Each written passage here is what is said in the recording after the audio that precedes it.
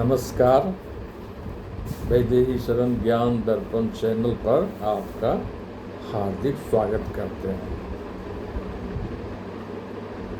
कल के एपिसोड को आप लोगों ने सराहा, सब्सक्राइब किया चैनल को, इसके लिए मैं आप लोगों का साधुवाद धन्यवाद देता हूँ।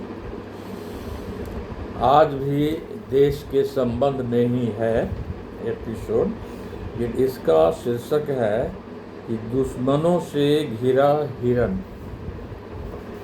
एक बगीचा था, बगीचे में हरा भरा घास था। एक हिरन बगीचे में सुखपूर्वक रहता था।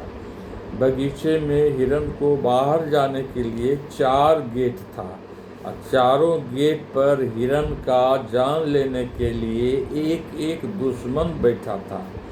एक गेट पर बंदूक लिए शिकारी था, दूसरे गेट पर हिरन को खाने के लिए बाघ बैठा था, तीसरे गेट पर भेड़िया था एवं चौथे गेट के बाहर कांटा से भरा जंगल था। आज हमारे देश की हालत ऐसा ही हरा भरा बगीचा एवं हिरन के जैसा हो गया है। पूरे विश्व में हिंदुस्तान एक हरा भरा बगीचा है। इस बगीचे में हिरन के समान देशवासी खुशीपूर्वक रह रहे हैं। अपने को दुनिया का सबसे बड़ा खुशनसीब समझ रहे हैं। लेकिन देशवासी को यह नहीं पता है कि इनकी खुशी को छीनने के लिए देश के अंदर ही सैकड़ों दुश्मन वास कर रहे हैं। दुश्मन इनके साथ ही रह रहे हैं।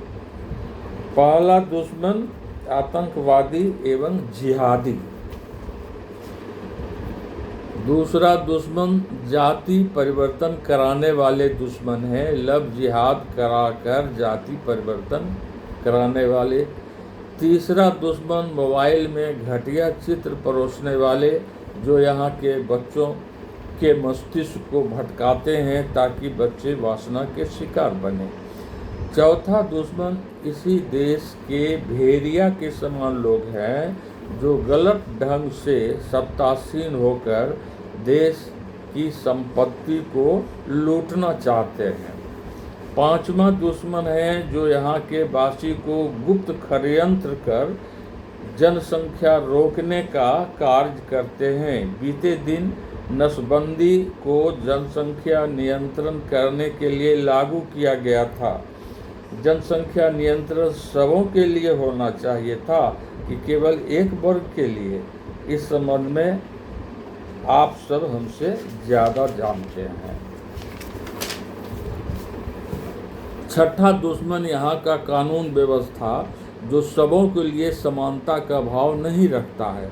किसी को 4 शादियाँ करने पर कोई पाबंदी नहीं होती है। किसी को 2 शादी करने पर दंड का प्रावधान दिया जाता है। सातवां दुश्मन सभी देशवासी के लिए एक समान शिक्षा की व्यवस्था का नहीं होना।